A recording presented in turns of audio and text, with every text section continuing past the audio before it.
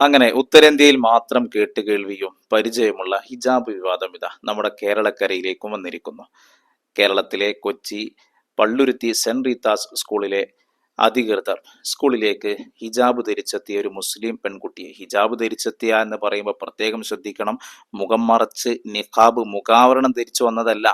ഒരു മതത്തിന്റെ വിശ്വാസത്തിന്റെ ഭാഗമായിട്ട് തന്റെ തലമുടി ആരും കാണരുത് എന്ന നിർബന്ധ ബുദ്ധിയോടുകൂടെ ക്ലാസ്സിലേക്ക് തലമറച്ചെത്തിയ ഒരു വിദ്യാർത്ഥിനിയെ, മുസ്ലിം വിദ്യാർത്ഥിനിയെ, ഇത് സ്കൂളിന്റെ ഡ്രസ് കോഡിന് വിരുദ്ധമാണ്, യൂണിഫോമിന് വിരുദ്ധമാണ്, ഇവിടെ അനുവദിക്കാൻ കഴിയില്ല എന്ന് സ്കൂൾ പ്രിൻസിപ്പൽ അടക്കം അതിൻ്റെ അധികൃതർ പറഞ്ഞ് 2 ദിവസത്തോളം അതിൻ്റെ ഭാഗമായി സ്കൂൾ പോലും അടച്ചിടുന്ന ഒരു സാഹചര്യമുണ്ടായി. ഇത് നമ്മുടെ കൊച്ചു കേരളത്തിലാണ്. RSSനോ BJPക്കോ മേൽക്കോയ്മയുള്ള ഭരണമുള്ള ഒരു പ്രദേശത്തല്ല നടക്കുന്നത്.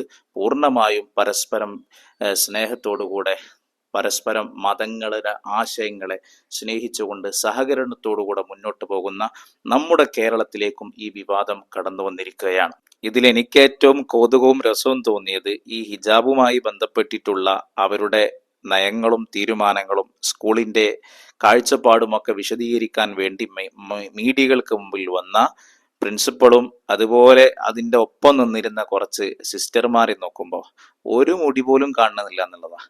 മുസ്ലിം പെൺകുട്ടി ഇപ്പോൾ ഹിജാബ് ഇട്ട് വന്നാൽ പോലും ചിലപ്പോൾ പലപ്പോഴും പല ഭാഗത്തും മുടിയോ മറ്റൊക്കെ കാണാൻ സാധ്യതയുണ്ട്. ഒരു മുടി പോലും കാണാതെ പൂർണ്ണമായും അവരുടെ മതത്തിന്റെ ഭാഗമായിട്ടുള്ള ആ നിയമങ്ങൾ പാലിച്ചുകൊണ്ടാണ് ഈ സിസ്റ്റർമാര് മീഡിയകൾക്ക് മുമ്പിൽ വന്ന് അവരുടെ നയങ്ങളും തീരുമാനങ്ങളും പറയുന്നത് എന്നതാണ്. അങ്ങനെ ഈ സിസ്റ്റർമാരോടെ ജോലി ചെയ്യുമ്പോൾ എന്തെങ്കിലും ഒരു ഭീകരാന്തരീക്ഷം അവിടെ സൃഷ്ടിക്കപ്പെടുന്നുണ്ടോ? അല്ലെങ്കിൽ ഈ സിസ്റ്റർമാരെ കാണുമ്പോൾ, അധ്യാപകരെ കാണുമ്പോൾ, ഇങ്ങനെയുള്ള വേഷം ധരിച്ചിട്ടുള്ള ആളുകളെ കാണുമ്പോൾ നിങ്ങളുടെ മുമ്പിൽ പഠിച്ചുകൊണ്ടിരിക്കുന്ന മറ്റു വിദ്യാർത്ഥികൾക്ക് എന്തെങ്കിലും ഭീതിയും പേടിയൊക്കെ തോന്നുന്നുണ്ടോ? അല്ല, അതാണല്ലോ നിങ്ങളൊക്കെ മീഡിയ എടുക്കുമ്പോൾ എന്ന് പറഞ്ഞത്. ഈ കുട്ടി വേഷം ധരിച്ച് വന്നിരിക്കുമ്പോൾ എന്തോ ഒരു ഭീകരാന്തരീക്ഷം സൃഷ്ടിക്കപ്പെടുന്നു എന്നുള്ളതൊക്കെ. അങ്ങനെ ഒരു സാഹചര്യം നിങ്ങളെ കാണുമ്പോൾ ഞങ്ങൾക്ക് തോന്നണില്ലല്ലോ. അപ്പൊ ഇതിന്റെ സൂക്കേട് അതൊന്നുമല്ല. പ്രിയപ്പെട്ട സിസ്റ്റർമാരെ, നിങ്ങൾ ഇവിടുത്തെ സംഘപരിവാറിനെ പഠിക്കരുത്.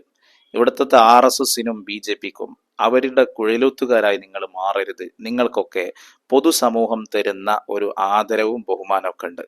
അത് നിങ്ങൾ ഇത്തരം വിവാദങ്ങളിൽ വലിച്ചഴിച്ച് നിങ്ങൾ കളയരുത് എന്ന് വിനയപുരസരം സ്നേഹത്തോടുകൂടെ ഓർമ്മപ്പെടുത്താണ്. നിങ്ങൾ വലിയ ഭക്തി ആദരവോടുകൂടെ കാണുന്ന നിങ്ങളുടെ പല വേദഗ്രന്ഥങ്ങളിലും ഈ തലമറക്കലുമായി ബന്ധപ്പെട്ടുകൊണ്ടുള്ള പ്രധാനപ്പെട്ട ഒരുപാട് പരാമർശങ്ങളുണ്ടല്ലോ. എന്താണ് ആ വിഷയത്തിലൊക്കെ നിങ്ങൾക്ക് പറയാനുള്ളത്?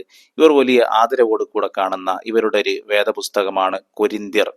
അതില് 1-2 വചനങ്ങൾ ഞാൻ വായിക്കുകയാണ്. മൂടുപടമില്ലാതെ പ്രാർത്ഥിക്കുകയോ പ്രവചിക്കുകയോ ചെയ്യുന്ന ഏതു സ്ത്രീയും തൻ്റെ തലയെ അപമാനിക്കുന്നു. തലമറക്കാതെ പ്രാർത്ഥിക്കുകയോ പ്രവചിക്കുകയോ ചെയ്യുന്ന ഏതൊരു സ്ത്രീയും തൻ്റെ തലയെ അപമാനിക്കുന്നു.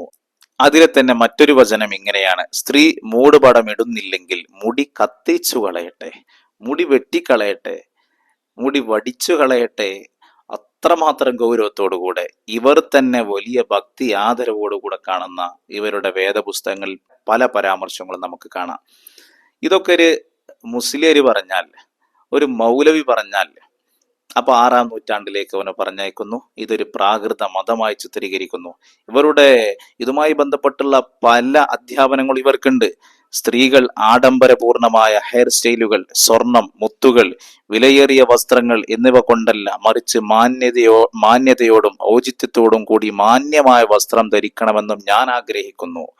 ഇത് ഇവരുടെ ഒരു അധ്യാപനമാണ്. മറ്റൊന്നും ഇങ്ങനെ കാണാം നമുക്ക്: സ്ത്രീ പുരുഷന്റെ വസ്ത്രം ധരിക്കരുത്, പുരുഷൻ സ്ത്രീയുടെ വസ്ത്രം ധരിക്കരുത്, കാരണം അങ്ങനെ ചെയ്യുന്നവൻ നിങ്ങളുടെ ദൈവമായ യഹോവക്ക് വെറുപ്പാണ്. ഇങ്ങനെയൊക്കെ ഉള്ള അധ്യാപനങ്ങൾ ഇതിലുണ്ട്. ഇതിപ്പോ ഒരു പള്ളിയിലച്ചൻ പറഞ്ഞാൽ, ഒരു സിസ്റ്റർ ഉത്ബോധനത്തിന്റെ ഭാഗമായി പറഞ്ഞാൽ യാതൊരു കുഴപ്പമില്ല, ഒരു ചർച്ചയില്ല. എന്നാൽ ഒരു മുസ്ലിയാർ ഇത് പറഞ്ഞു കഴിഞ്ഞാൽ ഈ മതം പ്രാകൃത മതമാണ്, 6-ാം നൂറ്റാണ്ടിന്റെ മതമാണ്, ഈ പുരോഗമന കാലഘട്ടത്തിൽ പറ്റാത്ത മതമാണ് എന്നൊക്കെ പറഞ്ഞ് മീഡിയകൾ വലിയ വലിയ ചർച്ചകളൊക്കെ ചെയ്യുന്നത് നമുക്ക് കാണാൻ കഴിയും. ഇനി പ്രിയപ്പെട്ട മുസ്ലിം സഹോദരിമാരോട് പറയാനുള്ളത്, നിങ്ങള് നമ്മുടെ മതത്തിന്റെ ഭാഗമായിട്ടുള്ള വേഷവിധാനങ്ങളെ നിങ്ങൾ ധിക്കരിക്കൽ തുടങ്ങിയപ്പോഴാണ്, നിങ്ങൾ അതിനെ വില കുറച്ച് കാണൽ തുടങ്ങിയപ്പോഴാണ് ഈ പറഞ്ഞ ക്രൈസ്തവ മാനേജ്മെന്റുകൾ നടത്തുന്ന സ്ഥാപനങ്ങളും മറ്റു സ്ഥാപനങ്ങളും ഒക്കെ നമ്മുടെ വേഷവിധാനത്തെ പിടികൂടാൻ തുടങ്ങിയത്. അത് പിന്നെ സ്കൂളിൻ്റെ യൂണിഫോമിൻ്റെ ഭാഗമായിട്ട് ഉപയോഗപ്പെടുത്താൻ പാടില്ല എന്ന് പറഞ്ഞിട്ടുള്ള നിയമങ്ങളും ഒക്കെ പാസ്സാക്കുന്നത് നമ്മൾ നമ്മളുടെ ഈ വേഷവിധാനങ്ങൾ ധിക്കരിക്കുന്നത് കൊണ്ടാണ്. നമ്മൾ ഹിജാബ് ഇടൂല, പുറത്തു കൂടെ നടക്കുമ്പോൾ തലമുടി കാണിച്ച് ഹെയർ സ്റ്റൈൽ കാണിച്ച് നമ്മൾ ആ രൂപത്തിൽ നടക്കുന്നു. നമ്മൾ തന്നെ നമ്മുടെ മതത്തിന്റെ സംസ്കാരങ്ങളെയും നിയമങ്ങളെയും പിച്ചു ചീന്തൽ തുടങ്ങിയപ്പോഴാണ് ഇത്തരം ആളുകൾ, പിന്നെ അവർക്കൊന്നും നോക്കാനില്ലല്ലോ, നമ്മൾ തന്നെ ആ രൂപത്തിലാണ് നടക്കുന്നത്, പിന്നെ അങ്ങനെ ഒരു നിയമം കൊണ്ടുവന്നാൽ എന്താ, ആരാണ് ചോദ്യം ചെയ്യാനുള്ളത്? ഇങ്ങനെ എന്തെങ്കിലുമൊക്കെ വിവാദങ്ങൾ ഉണ്ടാവുമ്പോൾ ഏതെങ്കിലും മുസ്ലിയാക്കന്മാരോ അല്ലെങ്കിൽ മതത്തിന്റെ പ്രവർത്തകരോ എന്തെങ്കിലുമൊക്കെ പറഞ്ഞാൽ വിവാദം അങ്ങ് കെട്ടടയും. എന്നാലും നമ്മുടെ ഈ നിയമമൊക്കെ നമ്മുടെ സ്ഥാപനങ്ങളിൽ പാസ്സാക്കാൻ പറ്റുമെന്നുള്ള ദുഷ്ടചിന്തയാണ് ഇതിന്റെ പിന്നിലുള്ളതെന്ന് പ്രിയപ്പെട്ട മുസ്ലിം സഹോദരിമാര് ചിന്തിക്കുന്നത് നന്നു എന്ന് മാത്രം സൂചിപ്പിക്കുന്നു. അള്ളാഹു ഖൈർ ചെയ്യട്ടെ. അസ്സലാമു അലൈക്കും വറഹ്മത്തുള്ളാഹി.